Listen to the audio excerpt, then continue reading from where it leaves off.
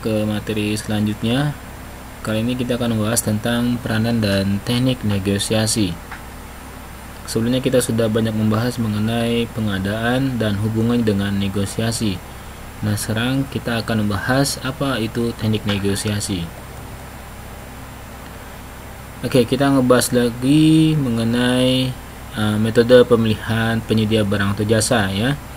Jadi di negosiasi ini hanya bisa dilakukan dalam proses pemilihan penyedia barang jasa, yaitu dengan cara seleksi, penunjukan langsung, dan pengadaan langsung. Jadi untuk proses pengadaan seperti pelelangan itu tidak dilakukan negosiasi. Sedangkan pada proses penilaian yang selain tadi ya, metode pelelangan, sayembara, dan kontes tidak dibolehkan dalam hal negosiasi. Hal tersebut sudah diatur dalam Perpres nomor 70 tahun 2012 yang berbunyi dalam pelelangan umum tidak ada negosiasi teknis dan harga, dan pasal 37 ayat 4 yang berbunyi dalam pelelangan sederhana tidak ada negosiasi teknis dan harga. Nah, sekarang apa pengertian dari negosiasi? Jadi negosiasi itu adalah suatu metode untuk penyelesaian sengketa yang paling dasar, sederhana, dan tidak formal.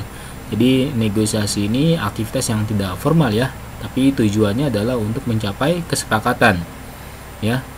Nah, komunikasi dua arah yang dirancang untuk mencapai kesepakatan pada saat kedua belah pihak memiliki kepentingan yang sama ya. Ibaratnya antara penjual dan pembeli, pembeli ingin membeli barang, penjual dia ingin menjual barangnya. Namun mereka memiliki perbedaan ya. Nah, oleh karena itu maka kedua belah pihak tersebut dia dapat melakukan negosiasi tanpa keterlibatan pihak ketiga atau penengah. Jadi di negosiasi itu bagusnya dilakukan secara langsung antara penjual dan juga pembeli. Oke, ada lagi pengertian negosiasi adalah suatu bentuk interaksi sosial ya. Jadi karena informal dia adalah interaksi sosial yang terlibat untuk menyelesaikan tujuan yang berbeda dan bertentangan. Negosiator adalah orang yang melakukan negosiasi. Jadi dapat disimpulkan bahwa negosiasi adalah suatu bentuk interaksi sosial yang berfungsi untuk mencapai kesepakatan di antara pihak yang mempunyai kepentingan yang berbeda. Apa tujuan dari negosiasi? Yaitu pertama adalah mengatasi atau menyesuaikan perbedaan, memperoleh sesuatu dari pihak lain yang tidak dapat dipaksakan, dan yang ketiga adalah tentunya untuk mencapai kesepakatan yang dapat diterima oleh kedua belah pihak atau istilahnya disebut dengan win-win solution. Nah, sekarang kapan waktunya yang pas untuk bernegosiasi? Negosiasi dapat dilakukan jika ada kesepakatan ya, ibaratnya antara kedua belah pihak diketahui ingin melakukan negosiasi. Nah, kemudian jika terdapat hal-hal yang hasil-hasil secara simultan ini adalah satu hal-hal yang bisa dapat diterima oleh pihak kedua, maka negosiasi itu dapat berjalan dengan baik. Kemudian apa keuntungannya? Keuntungan dari negosiasi adalah yang pertama tentunya menciptakan pengertian yang lebih baik mengenai pandangan dari pihak lawan ya, baik penjual maupun pembeli. Yang kedua tentunya mempunyai kesepakatan untuk mengutarakan pikiran atau isi hati dengan didengarkan oleh pihak lawan. Jadi dengarkan dulu apa keinginan dari pihak lawan tersebut. Yang ketiga adalah memungkinkan penyelesaian masalah secara bersama-sama atau joint problem solving. Dan yang keempat adalah bagaimana untuk mengupayakan solusi ya supaya dapat diterima dan dipercayai oleh kedua belah pihak. Kemudian yang kelima adalah ini untuk mencapai keputusan ya. Jadi tidak terikat pada kebenaran fakta-fakta yang terjadi atau masalah penegakan hukum. Ya, karena informal maka ya hanya kedua belah pihak tersebut yang bisa mengambil keputusan. Dan yang keenam dapat diadakan dan diakhiri suatu waktu apabila dikehendaki. Jadi negosiasi ini bisa dilakukan berkali-kali ya antara kesepakatan antara kedua belah pihak. Namun di negosiasi ini ada kekurangannya ya. Yang pertama adalah tidak dapat berjalan baik tanpa kemauan dan itikat baik para pihak untuk bernegosiasi dan melakukan konsensi ya. Tidak ada etiket baik, tidak ada ingin mencapai negosiasi, jadi ya negosiasi itu tidak berjalan dengan baik. Yang kedua, tidak akan efektif apabila tidak dilakukan oleh pihak-pihak yang mempunyai kewenangan untuk mengambil keputusan. Jadi negosiasi ini sebaiknya adalah yang bernego itu adalah orang-orang yang memiliki kewenangan atau memiliki sebagai decision maker, ya, dia memiliki keputusan, yang dia bisa memberikan keputusan terhadap hasil negosiasi. Yang ketiga adalah sulit berjalan baik apabila para pihak berada dalam situasi yang tidak seimbang atau berat sebelah.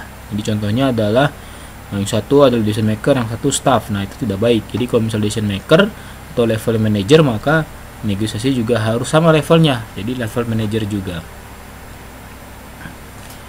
Yang kuat adalah mungkin saja dilakukan oleh pihak-pihak yang bermaksud untuk menunda-nunda penyelesaian sengketa atau bermaksud untuk mengetahui informasi yang dihasilkan oleh pihak lawan. Jadi ibaratnya negosiasi itu hanya digunakan untuk mengetahui apa sih keinginan lawan dan apa kelemahan lawan. Yang kelima, dapat membuka rahasia mengenai kekuatan atau kelemahan dalam salah satu pihak, ya. Jadi bisa membuka rahasia apa sih kelemahan dan kekuatannya. Kemudian yang keenam, dapat membuat kesepakatan yang kurang menguntungkan, ya. Jadi negosiasi bisa aja karena posisinya tidak imbang, maka salah satu pihak bisa kalah sehingga tidak menguntungkan. Kemudian yang ketujuh, sengketa dapat diselesaikan hanya sengketa yang menurut hukum di Indonesia dapat didamaikan. Jadi negosiasi ini apabila terjadi sengketa, maka hanya dilakukan dengan perdamaian, tidak bisa dilakukan dengan penegakan atau bisa dilakukan dengan hukum, ya, seperti itu. Nah, kemudian adalah persyaratan untuk negosiasi yang efektif. Yang pertama adalah ada willingness, kemauan, ya, jadi mau menyelesaikan masalah dan bernegosiasi secara sukarela. Jadi ini negosiasi antara kedua belah pihak, ya. Ada kesiapan, siap melakukan negosiasi, kemudian punya wewenang, ya, jadi ibaratnya sebaiknya negosiasi itu adalah mempunyai wewenang dalam mengambil keputusan. Kemudian keseimbangan kekuatan atau equal bargaining power, ya, kekuatan relatif seimbang sehingga dapat menciptakan saling ketergantungan. Keterlibatan seluruh pihak terkait atau stakeholdership, dukungan seluruh pihak terkait dalam proses negosiasi. Jadi stakeholder semua adalah sesuai dengan sama kebutuhan. Holistik atau komprehensif menyeluruh, ya, pembahasan permasalahan secara menyeluruh. Kemudian komunikasi antara pihak masih ada, jadi ada komunikasinya, jangan putus komunikasi. Rasa percaya antara para pihak masih ada, ibaratnya saling membutuhkan, dan sengketa tidak terlalu pelik, jadi tidak ada berurusan dengan hukum. Oke, nah ini adalah struktur dari negosiasi. Yang pertama adalah pembukaan, yaitu isi dan penutup atau orientasi, permintaan, pemenuhan, penawaran, persetujuan, pembelian, dan penutup. Jadi ada dua struktur negosiasi. Orientasi adalah suatu pertemuan dan perkenalan antara kedua pihak, antara penjual dan pembeli. Yang kedua adalah permintaan. Pihak pembeli mulai menanyakan apa saja yang ditawarkan oleh pihak penjual.